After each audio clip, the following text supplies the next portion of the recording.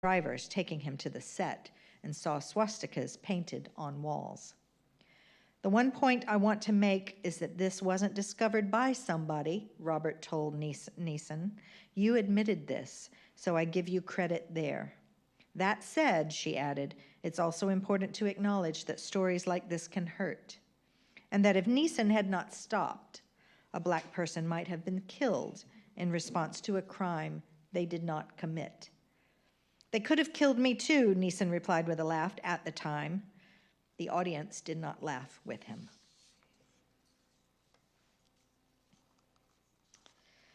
Robin DiAngelo is the author of White Fragility, published last year.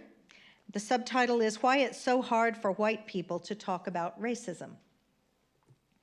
Michael Eric Dyson writes in the foreword that what she is saying to white folk in this book is what so many black folks have thought and believed and said over the years, but couldn't be heard because white ears were too sensitive, white souls too fragile. And any people of color here today can certainly understand that I am addressing white people specifically, but that they are also asked to become engaged in the larger discussion and reflection on white fragility. And what I'm attempting in less than 20 minutes is to introduce you to some of the main points of this book in order for us to begin to reflect more deeply on the comfort and privilege that white people have in their dealings with people of color, not just individually, but by virtue of the systemic racism in our national and social institutions. DiAngelo is actually going to be a speaker at the 2019 UU General Assembly in Spokane, Washington, and will no doubt be excellent in case you are thinking of going. Some of what I'm going to say may upset some of you who are white, may cause you to become defensive or to deny that this is describing you, may trigger responses that cause you to stop listening, may cause you to become emotionally upset. Some of you, and maybe most of you, will think that this is not pertaining to you because you're progressive or liberal in your thinking and behaving. And in this book on page 11, DiAngelo writes, white progressives cause the most daily damage to people of color. So let's dive into the basics of white fragility to address some of these reactions because, as it says in the reading guide to white fragility, the primary goal for white people working to understand racism is not to learn how racism impacts people of color. The primary goal is to recognize how the system of racism shapes our lives, how we uphold that system, and how we might interrupt it. DiAngelo explains that given how seldom whites experience racial discomfort in a society we dominate, we haven't had to build our racial stamina. We consider a challenge to our racial worldviews, she says, as a challenge to our very identities as good, moral people. Thus, we perceive any attempt to connect us to a system of racism as an unsettling moral offense. White fragility is not weakness. It is a powerful means of white racial control and the protection of white advantage. And DiAngelo describes pillars of whiteness that support unexamined assumptions or beliefs that whites hold about racism.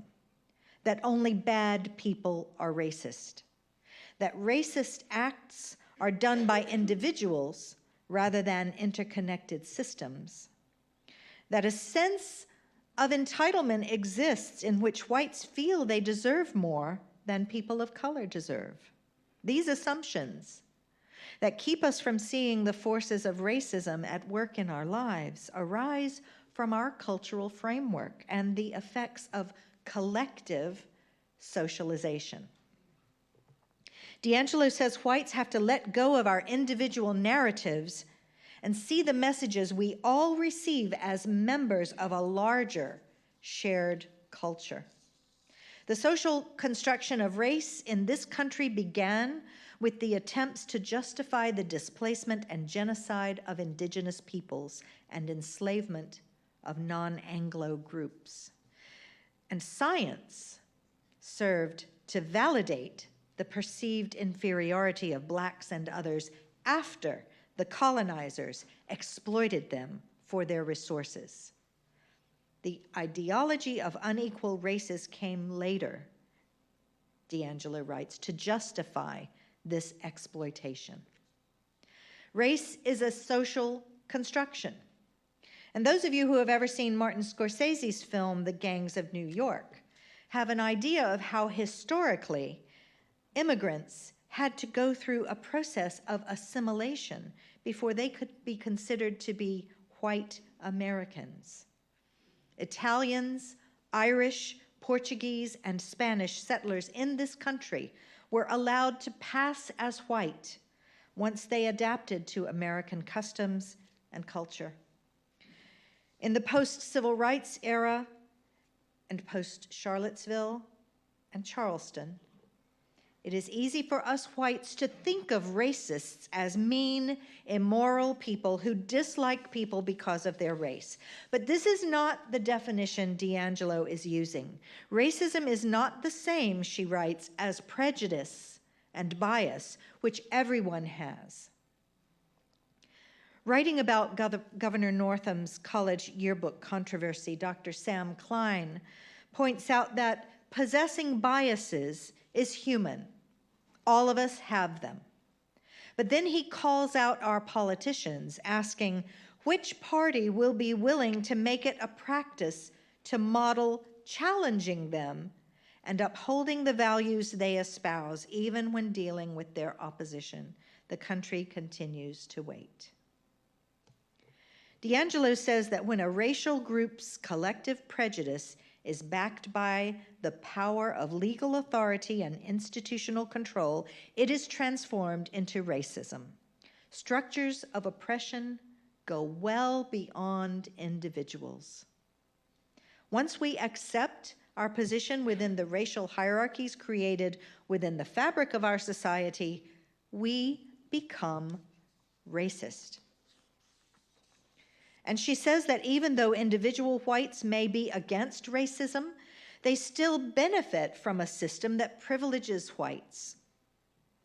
White privilege means advantages taken for granted by whites that cannot be enjoyed by other racial groups, no matter how many times we cite reverse discrimination or reverse racism. Racism is not fluid, she writes, and does not change direction simply because a few individuals of color manage to excel.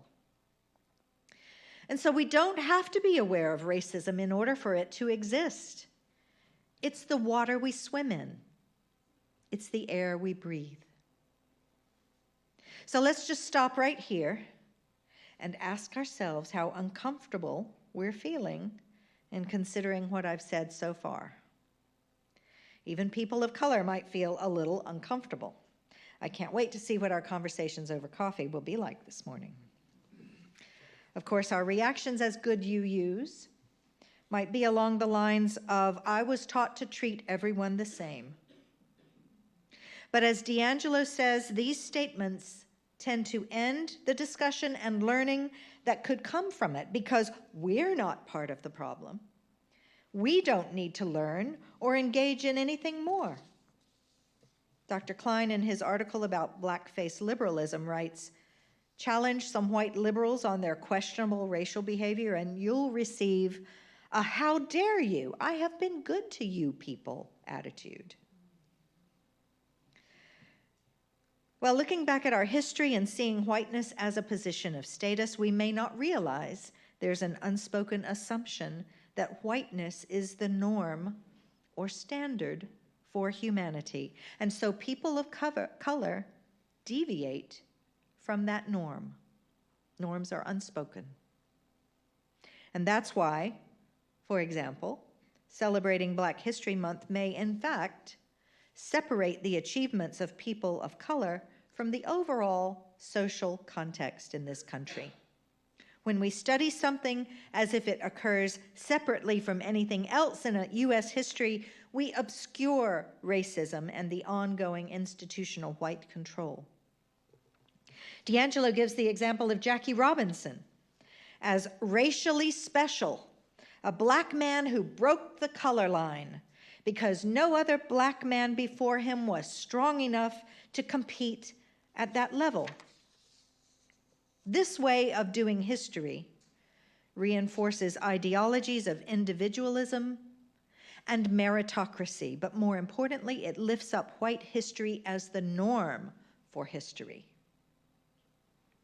D'Angelo writes, our need to qualify that we are speaking about Black history or women's history suggests that these contributions lie outside the norm. Do you recall the line in Dr. King's speech during the 1963 March on Washington where he referred to his desire that one day he would be judged on the content of his character and not the color of his skin? The well-intentioned takeaway from that has reduced racial difference to the point of color blindness, as in, I don't see you as black, or I don't see race, which of course is a projection of your experience onto people of color. I feel welcome at work, so you must too. I have never felt that my race mattered, so you must feel that yours doesn't either. We don't have to be aware of racism in order for it to exist. It is the water we swim in, the air we breathe. Our intentions as good, moral people are to interrupt racism, but they have the effect, D'Angelo says, of denying the reality of racism that exists through unconscious racial bias that has socialized us through beliefs, images, associations, internalized superiority, perceptions, and emotions. And she talks about the psychic weight or drain of race, the burden of race, giving just a few examples of her deeply internalized assumption of racial superiority. And she writes, 54.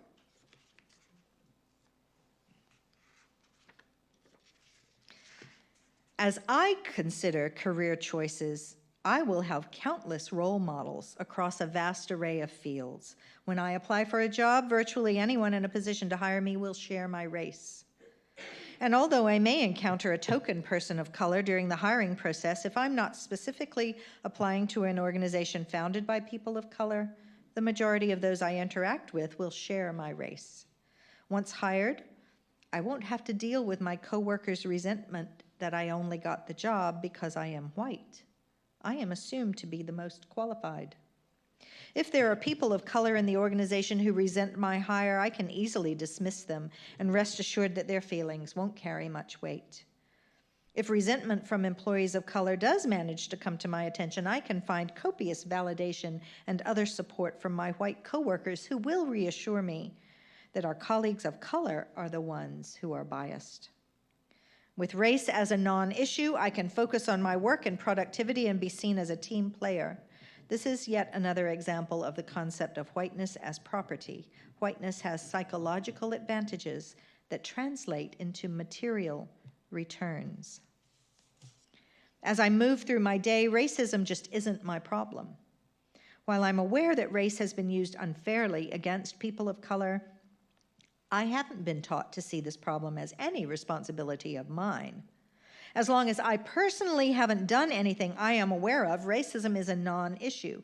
This freedom from responsibility gives me a level of racial relaxation and emotional and intellectual space that people of color are not afforded as they move through their day.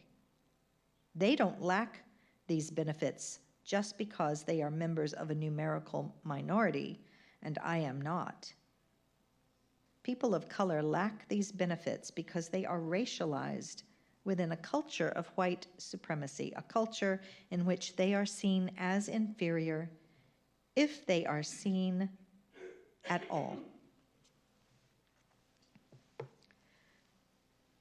Chapter 5 of White Fragility goes to the heart of the Liam Neeson story. It's called the good-bad binary.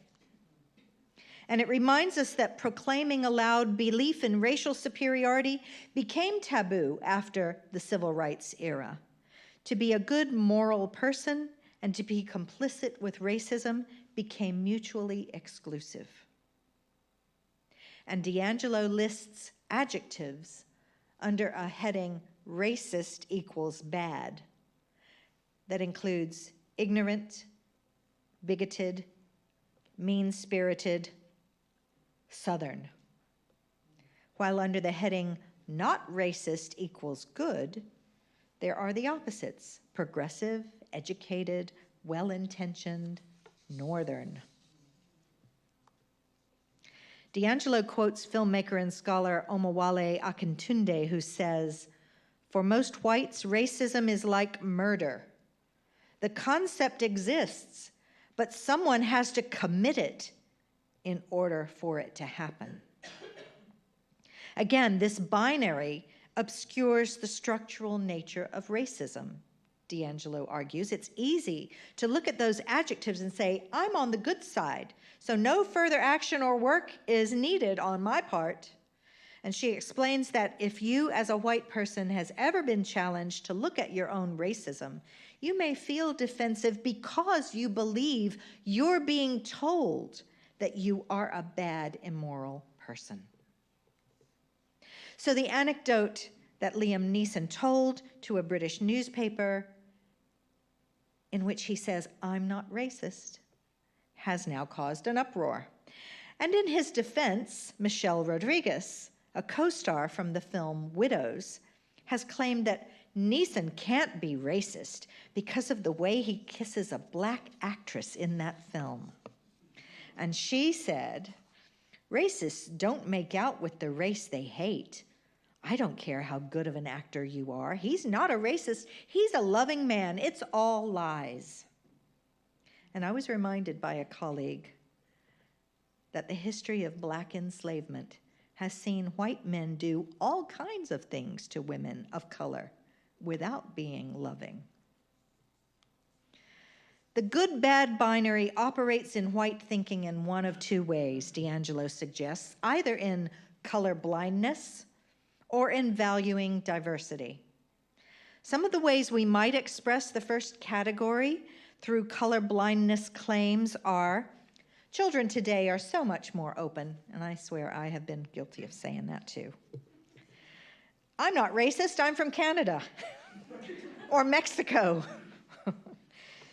The second category is called color celebrate claims, like, oh, I was in the military. I marched in the 60s.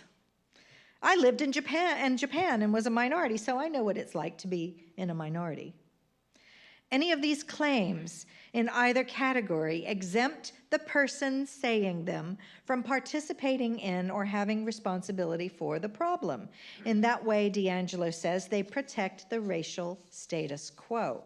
And I'd like to pick up on the one claim about marching in the 60s, because we UUs are proud of marching in pride parades, in the MLK parades, and it might help white UUs to hear what is racist about this statement.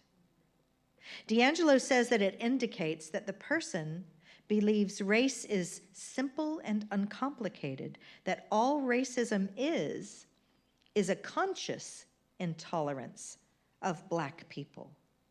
And because you're consciously tolerant and accepting, that doesn't pertain to you. She also suggests that in light of an action they took more than 50 years ago, marching in the civil rights era, they see their racial learning as finished for life.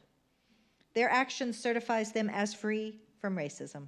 Check that box, done that, been there, am not racist. D'Angelo also poses the question about whether the Northerners who came down to the South to, quote, save black people, might have had some patronizing or condescending attitudes. Because, of course, the North, too, has its share of racism. But this question then opens up a re-examination of the motives and assumptions that drove liberals to flock to the South, as in the Selma to Montgomery marches. And I was discussing this with my friend Billy Alford, who is a Black Episcopalian priest. It's a touchy subject for Unitarian Universalists because we have two martyrs during that period that gave their lives during the marches, Jim Reeve, the Reverend Jim Reeve, and Via Liuzzo. But I was telling Billy about one thing that puzzled and slightly offended me when there was a big UU conference to mark the 50th anniversary of the Selma marches. We met in Selma, and we had lots of speakers, presentations, worship, and of course, pilgrimages to the most important sites of the march. But we had one conference session when at one point, all the UU ministers serving in the South were asked to stand, and we were given resounding applause. And I wondered whether they thought of us as serving in the battle zone or ground zero of racism, without realizing that there are plenty of battles to fight in Oakland or Detroit or New York. So when challenged about the insulation that white people have against racism, D'Angelo suggests white people are triggered to be defensive. And there are several reasons she puts forward for reacting, as she says, in intensely emotional ways at the suggestion that we benefit from and are complicit in a racist system. And one is social taboos about talking openly about race. Others include the good-bad binary that I spoke about, our delusion that we are objective individuals, internalized superiority and a sense of a right to rule, or deep investment in a system that benefits us and that we have been conditioned to see as fair. The white response to having our racial reality challenged is pretty predictable. And white fragility, D'Angelo writes, is a state in which even a minimum amount of racial stress becomes intolerable, triggering defensive moves such as fear, anger, guilt, argumentation, silence, or withdrawal from the situation. And we white liberals tend to focus on defending ourselves rather than recognize or change our participation in systems of domination, too busy protecting our moral reputations and claiming white racial innocence. D'Angelo gives an example of that in actor Helen Mirren's response to a question about the lack of diversity in the 2016 Oscars when, for a second year in a row, not a single Black actor was nominated. And she said, "It just so happened it went that way. And it's unfair to attack the Academy." So because white entitlement is so cocooned and comfortable, when it's threatened, we have little capacity for tolerating that challenge. And thus, white fragility drives us to make the discomfort stop for us. D'Angelo points out, however, that the effects of our responses are not fragile at all. They are quite powerful because they take advantage of historical and institutional power and control.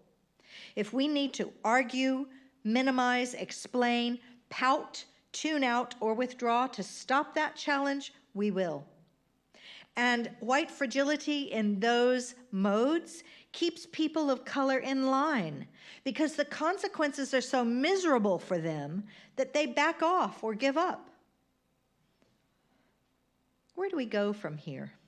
Well, one thing we don't do is ask people of color to educate us. Not because they haven't been trying to do that for decades, but because that is dependency. D'Angelo's book features a quote from Ijeoma Oluo, who says, "White people, I don't want you to understand me better. I want you to understand yourselves. Your survival has never depended on your knowledge of white culture. In fact, it's required your ignorance." We white folks, in other words, need to stand on our own feet and take our own education in our hands, including building cross-racial relationships that are respectful and authentic. getting involved with multiracial organizations working for racial justice, or at the very least, engaging in self-reflection on messages about white privilege or superiority we receive, including the misrepresentation of people of color in the media, and on how we were socialized to become white racists. I saw a Facebook comment this weekend asking why we keep talking about white racism and white fragility. Well, we can interrupt our white fragility by discussing these assumptions and internalized privilege, and by looking to address the racism in institutions and structures. The real story of race relations in our country needs to be told and uncovered. And one thing I've been doing to engage with that here in Augusta is by being on the planning group for the 1970 Augusta riot commemoration. This is a multiracial group addressing the untold and undertold stories of what happened in May of 1970 when I was just a teenager here in Augusta, when a black youth died in custody at the Augusta jail, and a riot ensued downtown in which 6 black men were shot and killed, shot in the back and killed. A riot in which Chinese businesses were looted and burned, and that ruptured the relationship between the Asian and black communities. And although I won't be able to continue serving on that committee once I move away, when the commemoration occurs in May of 2020, my fervent hope is that Augusta will see an opportunity for reconciliation that is led by the faith community of this city, all faiths gathering together to bring people to an honest and hopeful reckoning and future. This can only occur with a generosity of spirit, a willingness to assume good intentions, and an ability to feel the discomfort and work through it for the greater good. It may also shed light on why citizens need to dismantle racist systems of civic and political power. The current mess in Virginia perhaps offers lessons at least for public servants.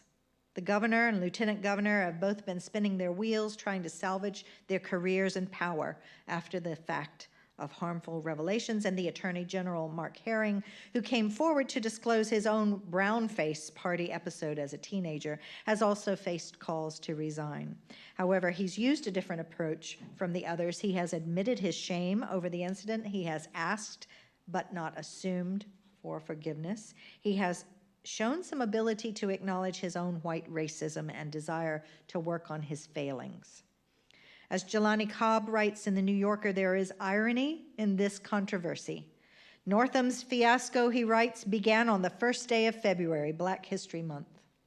The celebration of Black History Month has its origins in the work of Dr. Carter G. Woodson, he writes, a historian who was born in 1875 in the state that Northam now governs. Woodson's parents were born into slavery. He worked in coal mines and did not begin full-time high school studies until he was 20 years old. Yet he managed to earn an undergraduate degree from Berea College in Kentucky and a PhD in history from Harvard, and to devote his life to using scholarship to assail the doctrine of white supremacy. In 1926, he founded Negro History Week, which was eventually expanded into Black History Month. And Jelani Cobb finishes by saying, in the most inept and absurd of ways, Northam demonstrated the ongoing relevance of Woodson's idea. My sermon coming up next month for International Women's Week will continue my reflections on white fragility based on one particular chapter in this book called White Women's Tears. Because I believe that Robin DiAngelo's work on white fragility is transformative, not just for white people, but for all of us. I'm going to be devoting 2 sermons to this book. Honesty is the first step, a generosity of spirit. That's what should be driving our conversations over coffee this morning. Yes, white people still have a long way to go, but there seems to be a tipping point right now in our society, a learning, a teaching moment that we can seize on and, I hope, push through toward action so as to make ourselves better white people and better humans. May it be so. Blessed be. Amen.